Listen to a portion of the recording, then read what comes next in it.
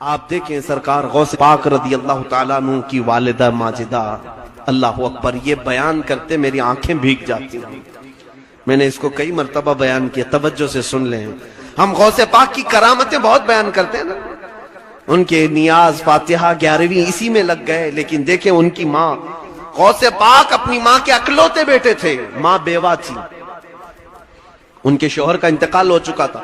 غوث پاک رضی اللہ تعالیٰ عنہ کے والد گرامی بہت جلدی انتقال کر گئے تھے۔ سیدنا غوث پاک عبد القادر جیلانی رضی اللہ تعالیٰ عنہ کی عمر ابھی بچپن کی ہے، تبھی ماں نے اپنے سے دور کر دیا، کہا بیٹا جاؤ بغداد پڑھنے کے لیے۔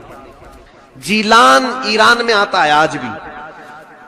جیلان سے غوث پاک پیدل چلتے ہوئے بغداد گئے۔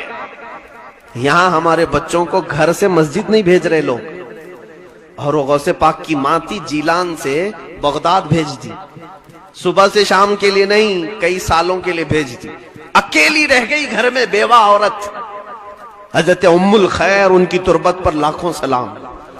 غوث پاک کی ماں کے نام سے میں نے ابھی ایک لڑکیوں کا مدرسہ قائم کیا ہے، جامعہ ام الخیر۔ ان کی ذات سے ہم بہت امپریس ہیں، دعا کریں اللہ اس میں بہت برکت عطا کرے۔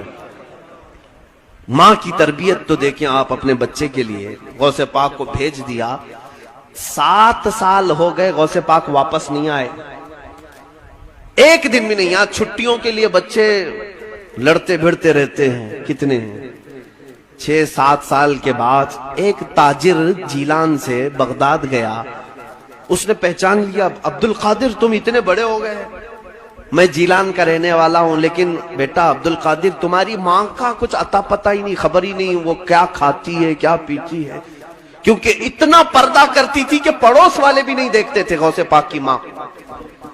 پتہ نہیں بیمار ہے کہ اچھی ہے، صحت مند ہے، کچھ خبر نہیں۔ غوث پاک کو اب ماں کی یاد ستانے لگی، بے قرار ہو گئے کہ ایک بار میں اپنی ماں کو دیکھ کر کیا ہوں۔ پڑھنے کے زمانے کی بات ہے، غوث پاک رضی اللہ تعالیٰ عنہ کہتے ہیں اسی رات کو میں نے سامان سمیٹا اور نکل پڑا جیلان کے لیے۔ کئی دن کا سفر تھا یہ۔ جب جیلان پہنچے تو رات کا وقت تھا، اندھیرا چھایا ہوا تھا۔ غوث پاک فرماتے ہیں میں نے ٹٹولتے ٹٹولتے اپنے گھر کو جب پہنچا تو میرے دل کی دھڑکنیں بڑھ گئی۔ جو 7 سال کے بعد اپنے وطن میں آیا ہو، اس کو اپنے گاؤں میں پہنچنے کی خوشی کتنی ہوتی ہے۔ وہ اپنے گھر کو آئے، کہا ابھی دروازہ کھٹکھٹاؤں گا، ماں گلے سے لگائے گی، تھوڑی دیر محبت سے ماں کے ساتھ بیٹھوں گا، کتنے حسین لمحات ہوں گے۔ غوث پاک یہ دل میں خیالات لیے آئے اور دروازے کو دستک دیا، اندر سے آواز آئی، کون؟ ماں کی آواز تھی۔ غوث پاک نے کہا ماں تمہارا بیٹا عبد القادر آ گیا ہے، تمہارا بیٹا عبد القادر آ گیا ہے۔ ماں جلدی سے دروازے تک آئی، لیکن یہ کہا کون سا عبد القادر؟ ایک ہی تو عبد القادر تھا نا۔ ماں اندر سے پوچھتی ہے کون سا عبد القادر؟ غوث پاک نے کہا ماں تمہارا بیٹا عبد القادر۔ ماں نے کہا بیٹا یہ بتا تعلیم مکمل کر کے آیا ہے یا آدھی چھوڑ کے آیا؟ دروازہ کھولا نہیں ابھی، اندر سے ہی پوچھ رہی ہے تعلیم پوری ہو گئی یا ادھوری چھوڑ کر کے آئے ہو؟ غوث پاک نے فرمایا ماں ابھی اور 2 سال باقی ہیں۔ کہا پھر کیوں آئے؟ کہا تمہاری یاد بہت ستا رہی تھی، سوچا ایک آدھ دن ملاقات کر کے پھر واپس چلا جاؤں گا۔ اے ماں کل ہی میں بغداد کے لیے نکل جاؤں گا، بس تم سے مل کر کے جانا چاہتا ہوں۔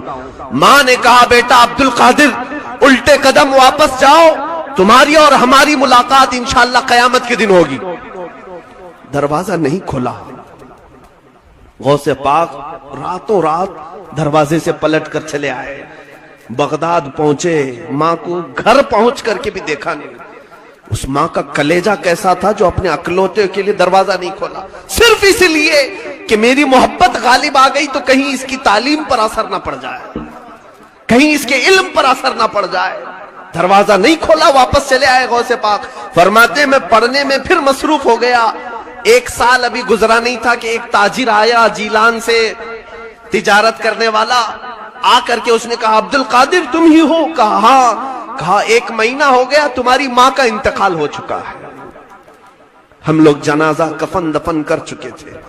غوث پاک رضی اللہ تعالیٰ عنہ روتے رہ گئے۔ ان کی ماں نے جو کہا تھا بیٹا جاؤ تمہاری اور ہماری ملاقات قیامت میں ہوگی، غوث پاک کی ماں نہیں ملاقات کی، آج ہم اپنے بچوں کو یہ سوچتے ہیں ہتھیلی پر رکھ کر کے انہیں ڈاکٹر بنائیں، انجینئر بنائیں، ان کو فلاں بنائیں. ان کو جب تک آپ سٹرگل کرنا نہیں سکھائیں گے یہ کچھ نہیں بن سکتے. آرام طبیعت میں رہنا ان کو سکھا، جو مانگا دلا دیا، گاڑی دلایا، موبائل دلایا، سب چیزیں. پھر آپ چاہتے ہیں کہ ہیرا بن جائے.